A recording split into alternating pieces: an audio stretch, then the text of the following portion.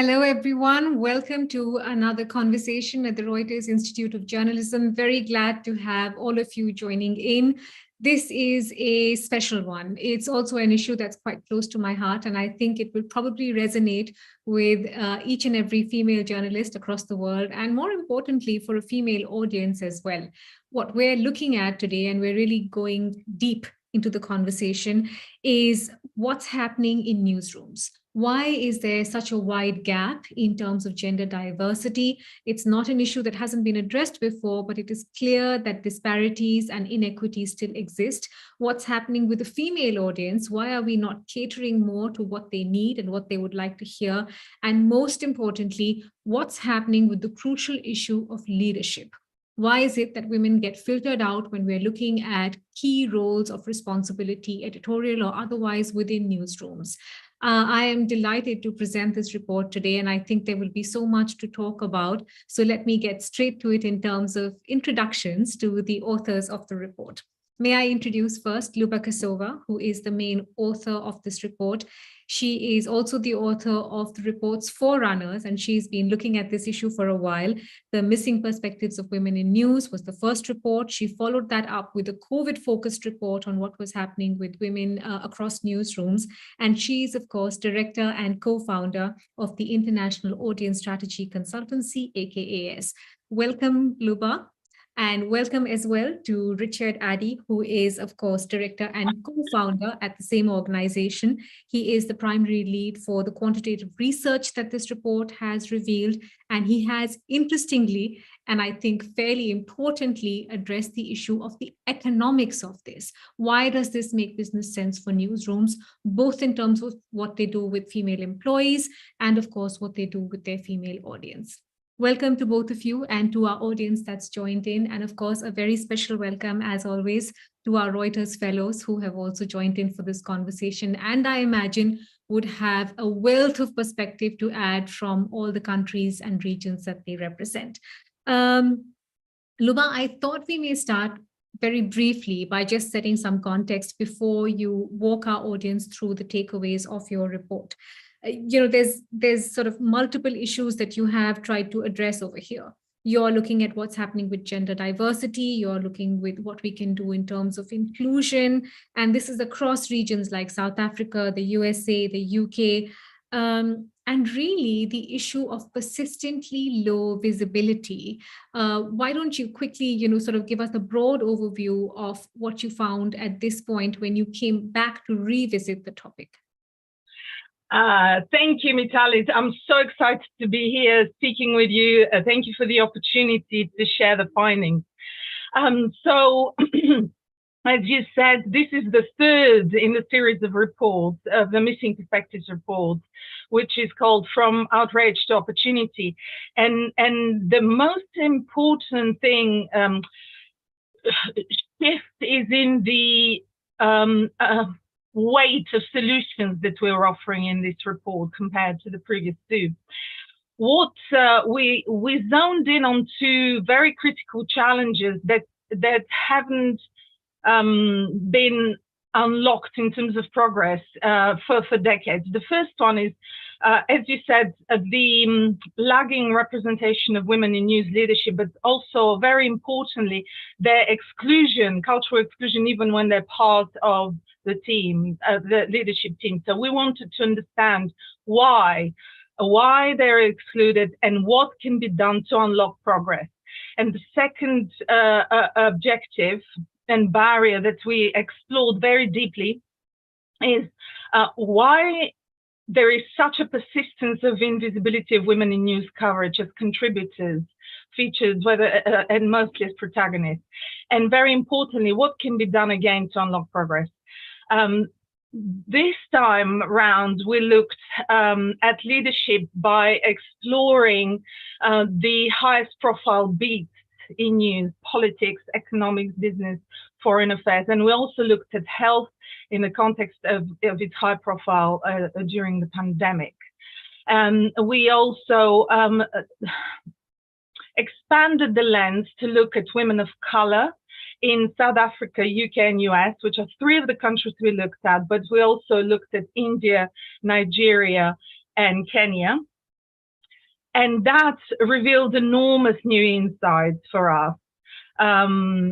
So I will go through the key findings, but if I had to summarize a very top line, just to address your question, what we found is that there is a very high persistence of marginalization of women, particularly in high beats. There are differences by countries, and we'll go into that. Women of color suffering extraordinary level of marginalization, both in terms of representation, but also exclusion. And that is a big takeout. As the author of the previous two reports, I had no idea how harder some women have it than other women. So it's really important to look at women intersectionally rather than as a homogeneous group. And this is a learning for me as an author as much as for anyone else. And finally, on the hope side, there is enormous creativity within news leadership and newsrooms, and there are so many solutions available to us. And I was particularly excited to follow the analysis that Richard did that uncovered there is such enormous opportunity, a revenue opportunity for attracting, if newsrooms and news coverage attracted more women. So there is more, there was more, a lot on the outrage side that we found, but also so much on hope and opportunity. Well, I'm so glad to hear that, because I think that's the most important point of conversations that we have, right? What is the impact we can make over here to really create positive change or change towards the betterment of the issue we're talking about? And I think on the point, Luba, of women of color facing this kind of exclusion, it's probably a lived experience for any female journalist of color who's logging in to listen today. Richard, it is a trite cliche, but it's true. It's the economy, stupid, right? Just like women contribute to the GDP and need to be integrated into the workforce, you had some pretty clear findings in terms of the economic sense of bringing more women both within organizational decision-making platforms as also a female audience. You're on mute.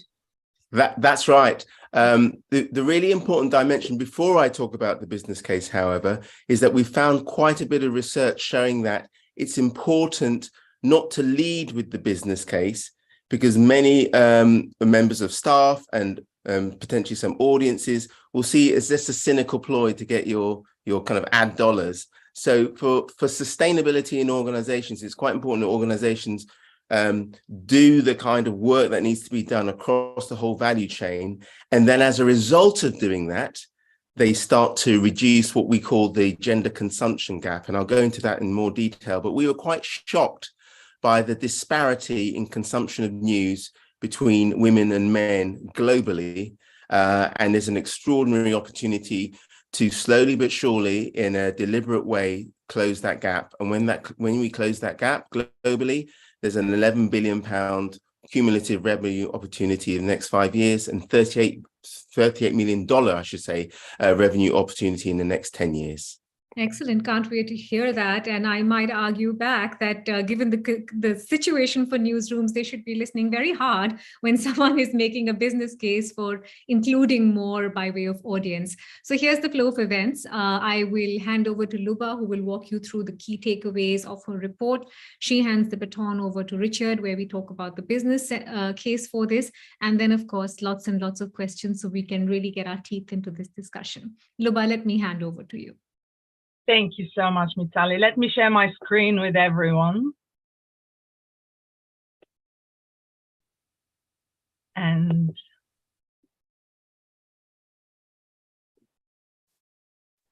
great. My screen has frozen. I'm so sorry. I will stop and start again. But whilst I'm doing that, I just want to walk you through the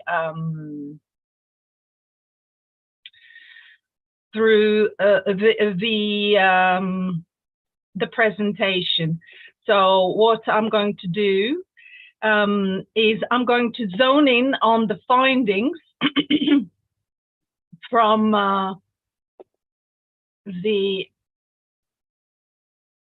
regarding news leadership. Sure. And then I'll move on to coverage, then women audiences, solutions, before handing over to Richard.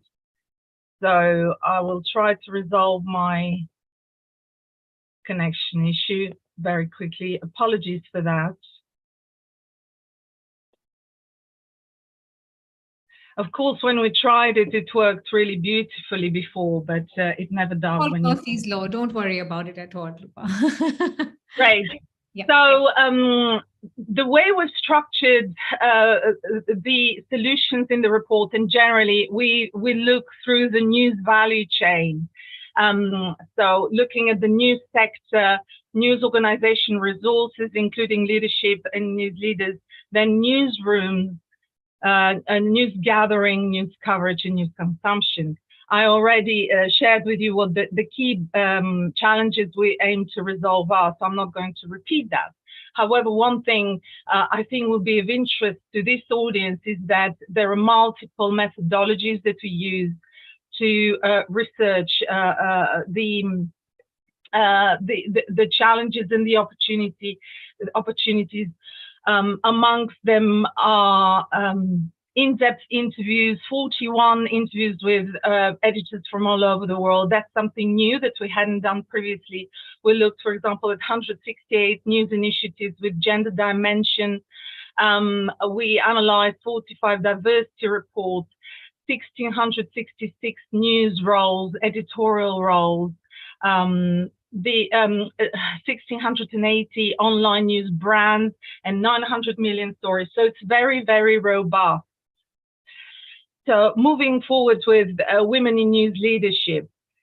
So what were the key findings? Firstly, we found that women are underrepresented in most senior editorial roles in highest profile beats, specifically politics, foreign affairs, and economics.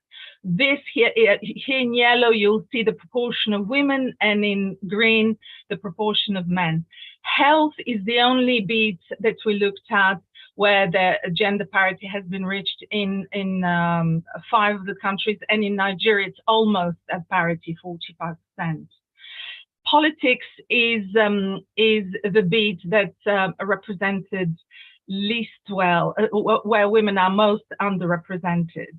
But before moving forward, I should say that South Africa has the most equal representation in the most senior editorial roles, and that's aided by their very progressive constitution.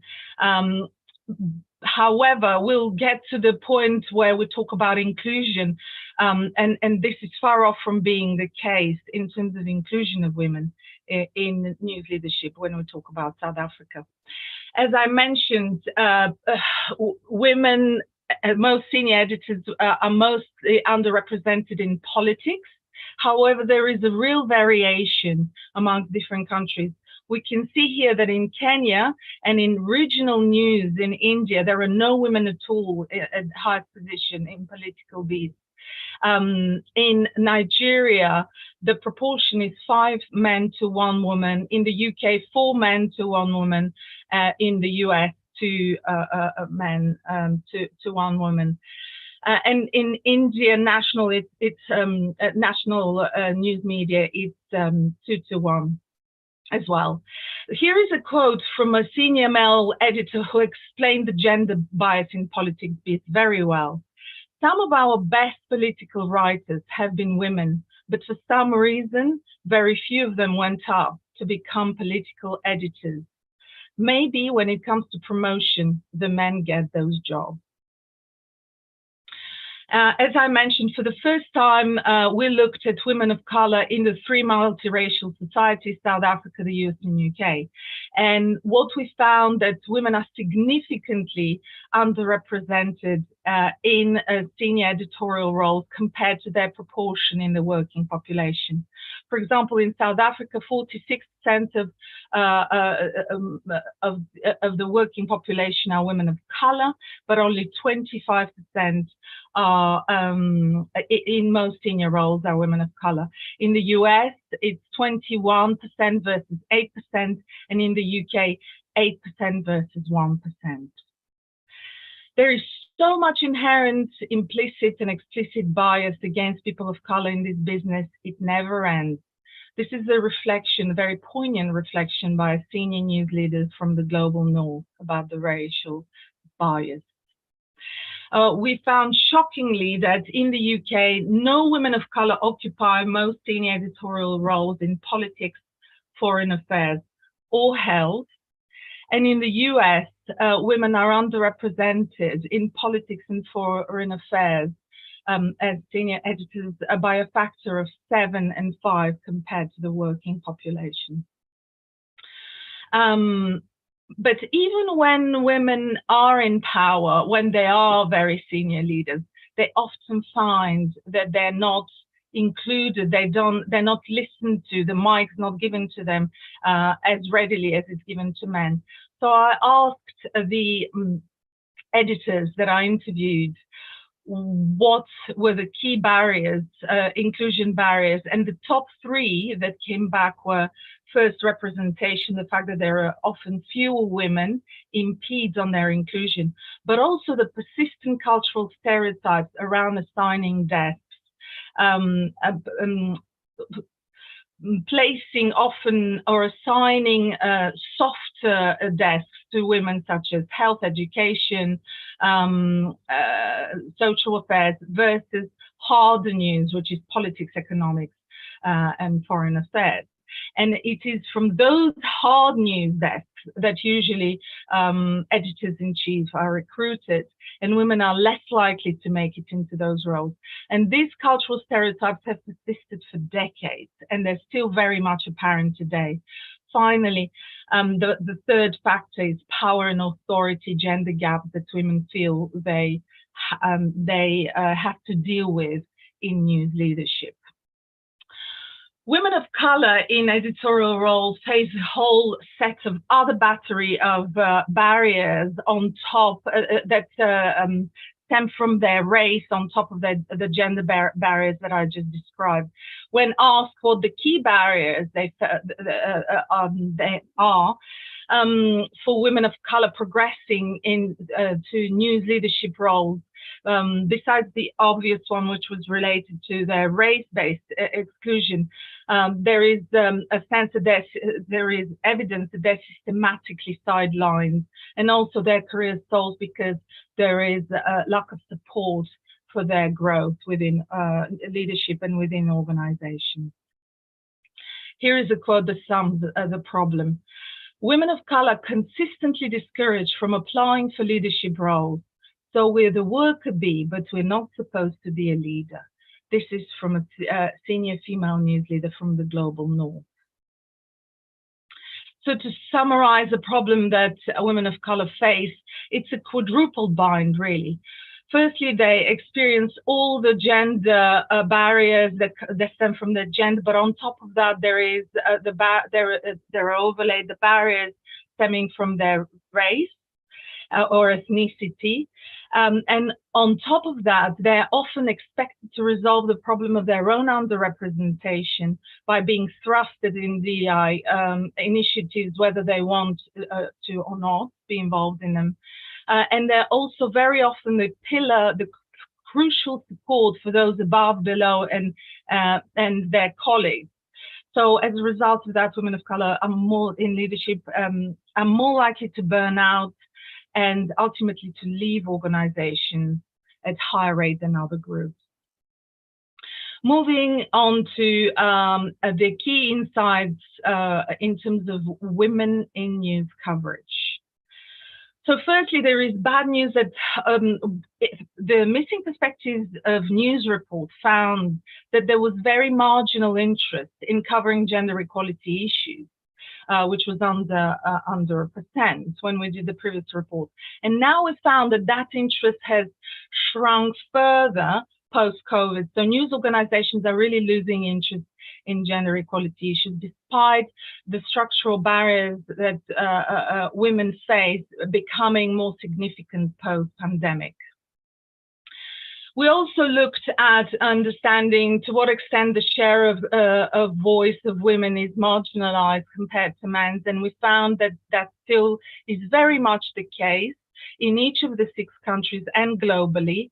But it's particularly acute in India, Nigeria, where men are 6 times in India and 5 times in Nigeria more likely to feature in the news than women. And this is significantly worse than the global average ratio of 3 to 1. Through the research that we've done at ACAS, we've identified that there are 7 structural gaps that put women at a disadvantage to men, and they are the pay, the health, the power, confidence, safety, authority, and ageism gap.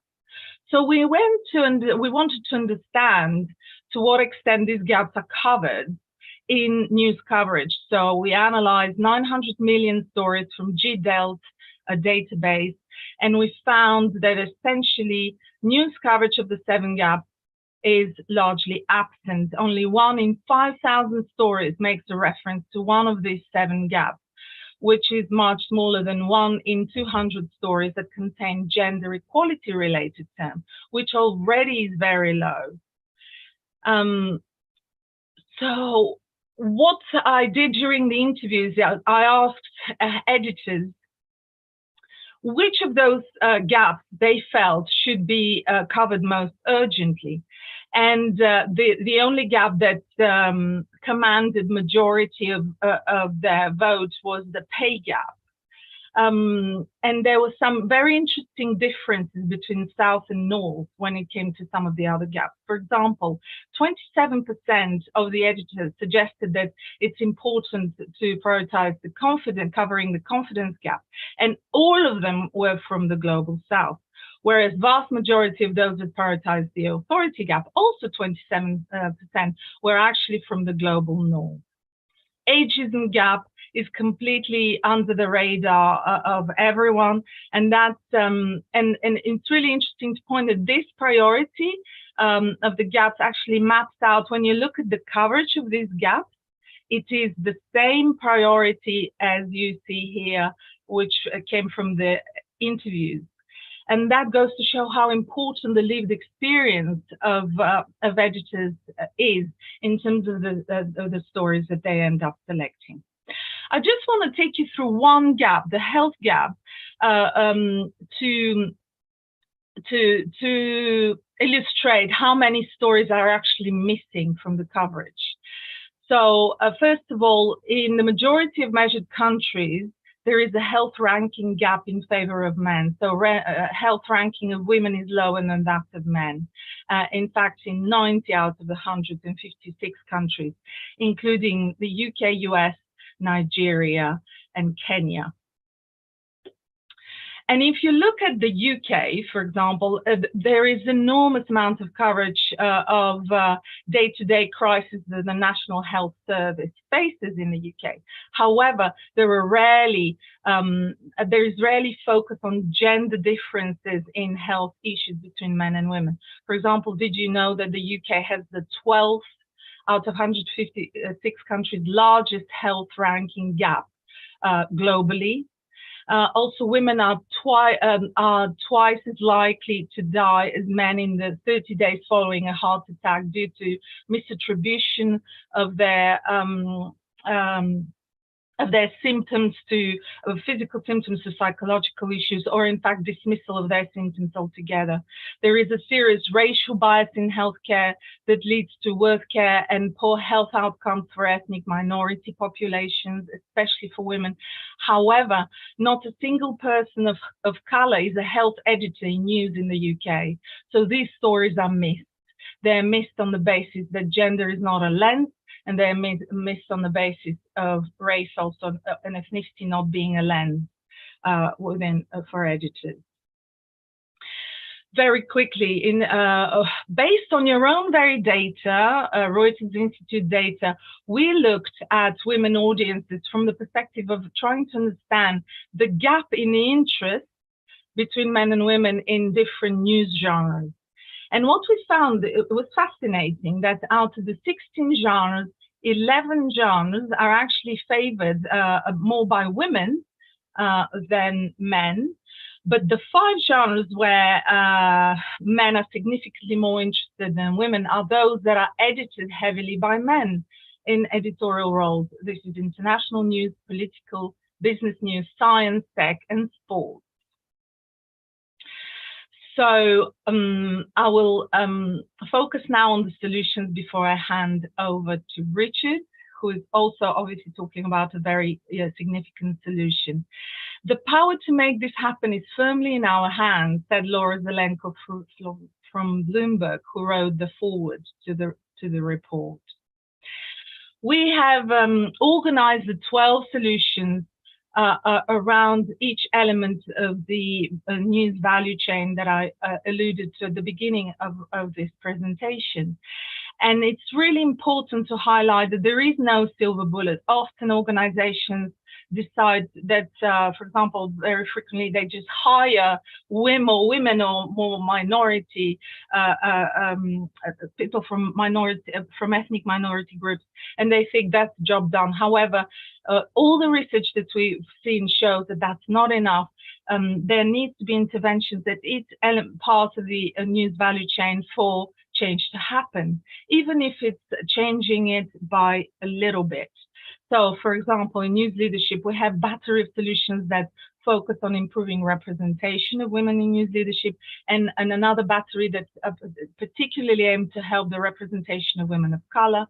Also, a battery of solutions helping to improve the inclusion of women in news leadership, and those that would specifically help women of color. In terms of, for example, news coverage, there are battery of interventions that aim to help improve the representation of women as contributors, or that ensure that storytelling is relevant to women, or in fact that their portrayal is improved, because the portrayal of women is very much stuck in stereotypes in news still.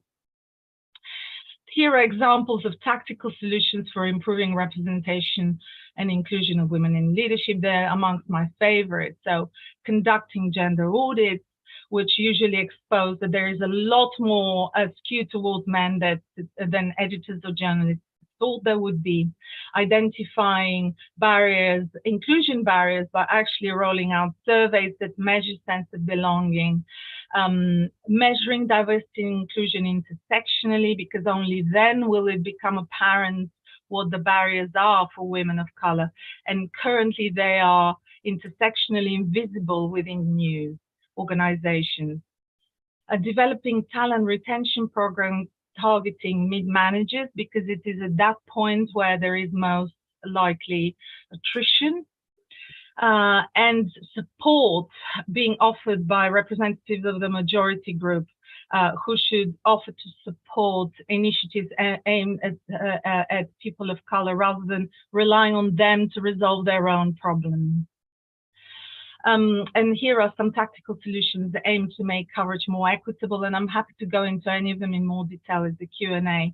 But some of the great ideas that came back from the conversations with editors is introducing inclusive storytelling, 360-degree editing that looks at the problem from the perspectives of different communities, appointing newsroom inclusion champions that foster expansion of perspectives at the grassroots level, launching gender or race desks concurrently with applying gender and race lens horizontally across beats, increasing coverage of the 7 gender structural gaps, measuring how women are portrayed, and also targeting women audiences, but with stories that don't alienate men, looking for those stories. So before handing over to Richard, I just want to say that very frequently during the interviews, editors raised the issue. They wanted to know what's the opportunity that women would bring to the business. And here is a quote: "The news model is broken in so many ways, and inclusion is one of the ways to survive." And this is why Richard went out on a quest to understand the business case for diversity, for gender diversity, in response to that demand.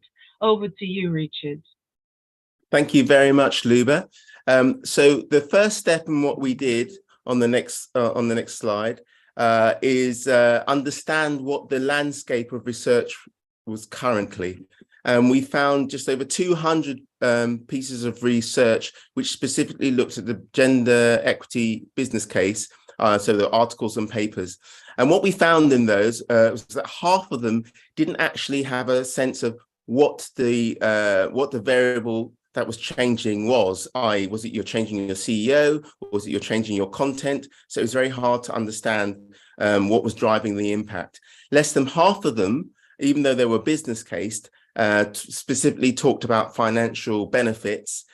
We found very few actually that referenced the news industry, but no study provided a comprehensive quantitative approach across the whole value chain. And then we also looked at diversity reports from organizations, and in particular for the UK news media. There were 90% of those diversity reports made no reference to revenues, profits, or costs. So they were actually almost separated from the business imperative. So that led us to have a strong base for the next slide, which is to really understand the news industry space. So we took 4 well-known forecasts, 2 of them from One IFRA, who produce a wonderful World Press Trends report every year, PwC's media entertainment work, and 2 other proprietary surveys, averaged them out and then projected what the industry would look like in terms of the next 10 years. And specifically, we were looking at the global newspaper industry because the data available there is much more robust compared to other platforms. And the sad news is that should the trends continue, in fact, the trends are slightly softened, that the global newspaper revenues will be a quarter less than they are now. So in 2022, the projection is that about 90 million, by 2032, 69 million. Next slide, please. One of the things we really wanted to understand was the gender consumption gap. And so we needed to look at the online gender consumption gap and the offline. With the online, we used some work, a software tool called SimilarWeb, which enabled us to understand the difference between men and women's consumption in terms of their monthly visits to websites. And this is where we looked at 1,680 online news brands. Globally, we found the online gender consumption gap to be 22%, but it ranged from 29% in India, 25% gap, percentage point gap in Nigeria, and a much lower 7 percentage point gap in South Africa. We then applied that more generally. Next slide, please.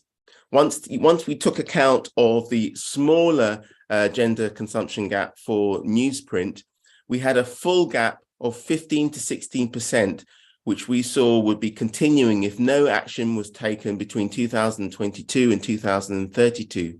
However, we recognized that the industry can't be responsible or can't address some structural gaps that are very hard for any news organization or any organization in general to bridge. So we took a structural element of the gender consumption gap using work from the World Economic Forum to find what we call an addressable gap for news of between 11 and 12%. And in the next slide, we show you, okay, this is the picture you saw before of the decline over the next 10 years. And then if we overlay the cumulative revenue opportunities from a very conservative case where there's just a 1% close every year in the gender consumption gap, you'll see those yellow blobs there. That's the additional cumulative gap. Next slide, please. And then the cumulative numbers, which I mentioned to you before, for the next 5 years, $11 billion, next 10 years, $38 billion. And this is simply by this slowly moving from closing the gap by 1% a year, from taking the actions that Luba talked about earlier. And then we broke it down in the next slide by each country. I won't go through all the numbers, but this are some highlights here. USA over 10 years, cumulative revenue opportunity of $9.5 billion. India, $2 billion. UK, nearly $1.5 billion over the next 10 years.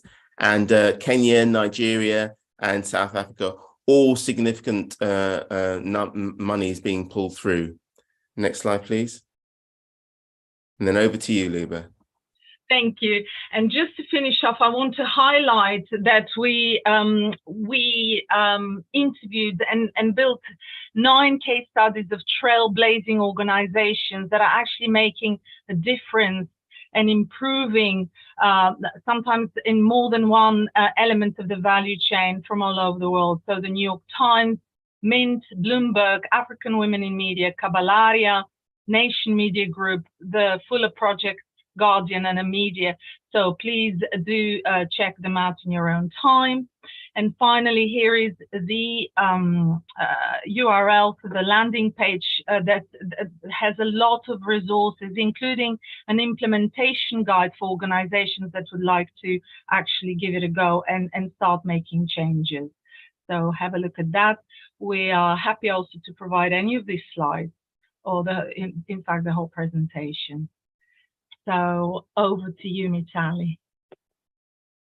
Excellent. Thank you very much for that. And there's so much to discuss, Luba, but I imagine there will be many questions from participants. But let me start by also sort of just setting the borders of, what you were studying for people to understand this better. The fact that you were working only with English newsrooms and an audience. And the second, were you looking at any particular end of the industry, or did you have an equal breakup between television newsrooms, digital, print only? I think this question is best answered by Richard, but what I can say is that for the editorial exercise that we did looking at news leadership from top news leadership, actually we didn't just work with English speaking. In India, for example, we looked at many regional news providers, and as for the insights, they're mostly based on online news industry. They're derived from correct me if I'm wrong, Richard, but they're mostly from the analysis of digital news consumption.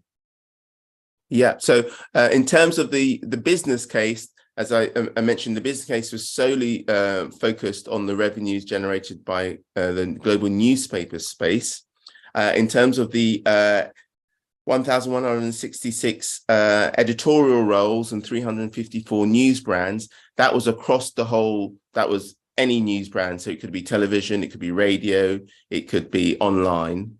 And then in terms of, what are the other piece of, oh yes, in terms of the coverage, what we were using was the online news from GDELT, but obviously, even if you've got a legacy news provider who's a broadcaster, they will all have an online presence. So in that sense, we're covering all those brands. Okay, great to hear that. I'm smiling because as I speak, I can see so many of the female journalists in our conference room raise their hands and say, I have a question, and so do the male journalists. So I'm going to, wind down anything that I want to say and dive right in there. Evie, I think, is our first fellow who has a question. Go ahead, Evie. Hi, thank you for your talk. It's very interesting. Actually, we have a talk with our Ukrainian reporter here a few days ago, and she actually mentioned that in Ukraine right now, she feels like there are way more female journalists active than the male journalists. I'm just wondering, in your research, or maybe not this one, or in your reading about the literature, are there any scenarios or kind of society environments where you tend to see more female journalists working, and what are those situations? Yeah. Great. Richard, shall I take this one or? Yes. Okay, so this is a great question. Thank you so much. I want to say so much, but if we look at Ukraine, actually, we did some research recently based in April, just after the war started, which in fact showed that, as you say, there are a lot of in fact, there is gender parity in Ukraine in terms of journalists. However, when it comes to the share of voice of women in news about the war, the actual proportion was 18% for Ukraine, which was lower than 23%, which was the global proportion of news stories, the global proportion of women featured in news stories about the war. So it's, even though women, there are many journalists, when it comes to using contributors, they perpetuate the biases that everyone falls into, i.e. to give more prominence to men than women, despite the fact that, for example, 37% of the army in Ukraine is comprised by women, and so we would like to see higher proportion of them in coverage, but that wasn't the case then. In the report, I also want to highlight very quickly, because I'm sure there are other questions, there is a really interesting analysis, well, in my view, that I've done of Bulgarian news. I'm Bulgarian, so I understand the language and I consume the news. And Bulgaria is a real outlier, the best performing country out of 123 countries in the world in terms of proportion of women in reporters, and also proportion of women used as protagonists in the news. So it's doing really well on a gender media, gender equality media index that has just been launched in 2020. However, when you look at portrayal of how women are portrayed in the news, they're portrayed mainly in traditional roles. Often derogatory language is used to them. They are described in terms of their appearance and overly sexualized metaphors are used for women. So there is a real difference, and even representation doesn't mean there is actual equality or equity in perspectives, respect, so on and so forth. And the problem that isn't being resolved, looked by news or anyone, are the social norms. This is what we need to be measuring. What are the social norms in the country that will determine what voices women get, and how much they're seen as experts versus case studies or witnesses of stories, or in fact just vox pops. Okay, let's move to Leda next, who has a question. Thank you, Richard and Luba, for your time this morning. Earlier in your presentation, you mentioned something about ageism, and I think it's one of the factors that promotes non-equity in most media houses. Do you think enough is being done to curb discrimination that comes as a result of ageism in most media houses? I can give an example, like previous research has shown that most women, especially in broadcast media stations, who are aging are usually removed from the screens and made to work in the background, and they're usually replaced by younger women. Yeah, so do you think like enough is being done, to curb such discrimination? Thank you. Oh, thank you so much for this question. So the quick answer is no, nothing's been done, because ageism is not on the radar of editors or the decision makers in the organization. And what we found, and there is a whole chapter on ageism, which I recommend that you look at. But one of the things we find consistently in news is that women are penalized for their age disproportionately to men. For example, 21% of reports globally about women, this is from GMMP data, news reports are explicit about the age of the women contributors versus 11% of men. So the age is a focus, undue focus in coverage. And also what we found through the research is that the pay gap increases between men and women as women age. So that's also another very unfavorable thing. And as you just said, they are being replaced by women are valued more for their appearance on screen and men for their expertise. Therefore, when women age, even though they have high expertise, they tend to be displaced, whereas men remain in jobs. Mitali, you're on mute. And it's only 2022. Regine is up next with a question.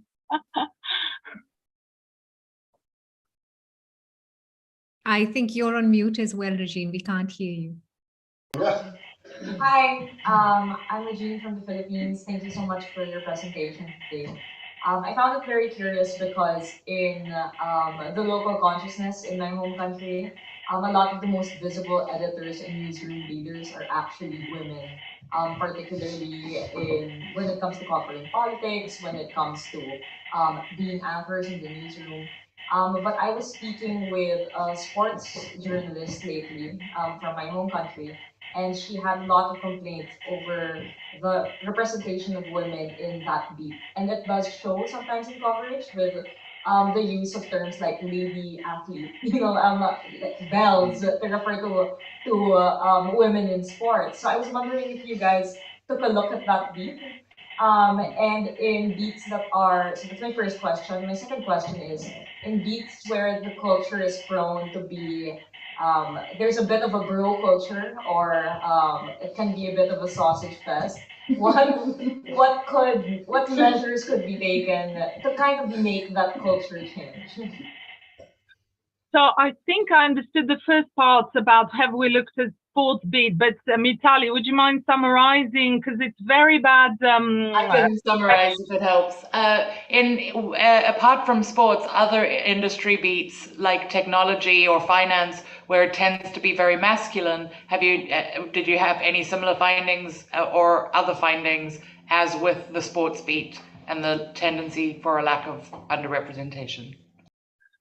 So, Richard, perhaps we can both take this on because you can build on your knowledge. But what I can say is that we focused on 4 beats: business economics, on politics, foreign affairs, and on that one only in US and UK, and then health beats.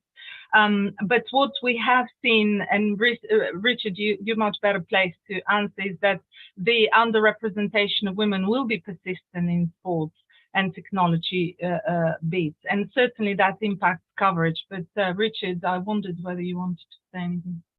Yes, thanks, Luba. So for the second report, the second series in the report, which was the missing perspective of women in news, we actually had a very extensive discussion, or actually Luba produced a very extensive discussion using data from ICFJ. They did a global report, and they showed the extent to which women journalists, the percentage of women journalists in each particular role, and sport was amongst one of the worst performers. Technology was also a bad performer, and just to be clear, that was all journalists.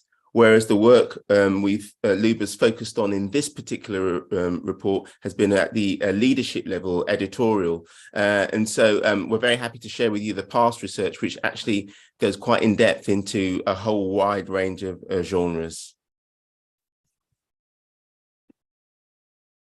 I am conscious of time, so I'm going to move quickly to our next question. Tanmoy has a question. Yeah, hi, thank you. I'm wondering about the really astronomical revenue gains that you are predicting if the gender gap in news consumption were to be bridged. And I'm thinking, where is this money going to come from? Because print circulation is in secular decline, advertisers are washing their hands off the medium, and there is mixed evidence of whether advertisers value women audiences more, because in beats like lifestyle, for instance, advertising tends to be more expensive sometimes. So I'm wondering where this additional revenue gain is going to come from. Thank you. So that one's for me, I think. So there is an absolute shift from ad revenues and ad and circulation revenues to direct subscriptions, etc., from audiences. And one of the really profound things that we found both in the business case, but also a really important case study from an organization, a news organization based in Norway called A Media. They showed conclusively that if there was a higher number of women writers, led to a much higher level of women protagonists in content, which led to a much higher level of the proportion of women who are subscribers of the content, which obviously leads to higher revenue. And so there are two things here going on. One is that you are making the content much more relevant to women who there is no reason why there should be this 11 to 12% gap in consumption. We've taken away the structural reasons around time and discrimination. This is just around there being a consumption gap, especially when you're seeing that out of 16 genres that Reuters, you and your colleagues looked at, 11 of them, women had a high level of interest. So profoundly in marketing terms and in market terms, there is an unmet need here. There's an unmet need that should the product be much more relevant to women, then they are much more likely to engage in that product, either subscribe or come to that product. And if they come to it in terms of eyeballs, then that is by definition increased advertising revenues. And remember, we haven't done a dramatic case. It's actually quite a conservative case, which is just a 1% increase in closing the gap each year. If you made that a 0.5% increase, you're still bringing additional revenues to an industry that is dying on its feet because it's not taking the innovative and audience-led approach that's needed.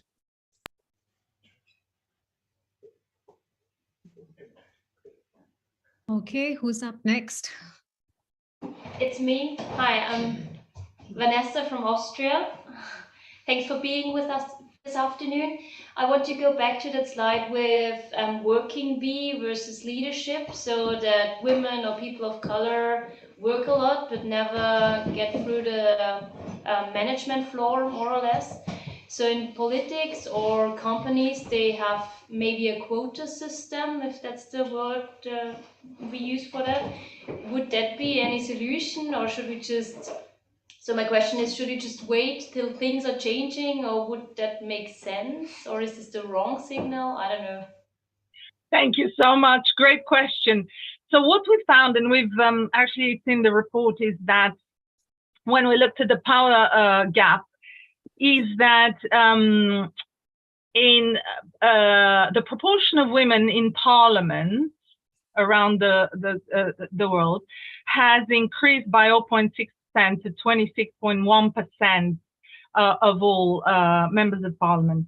And this small incremental increase is entirely attributable to countries which have introduced quota systems.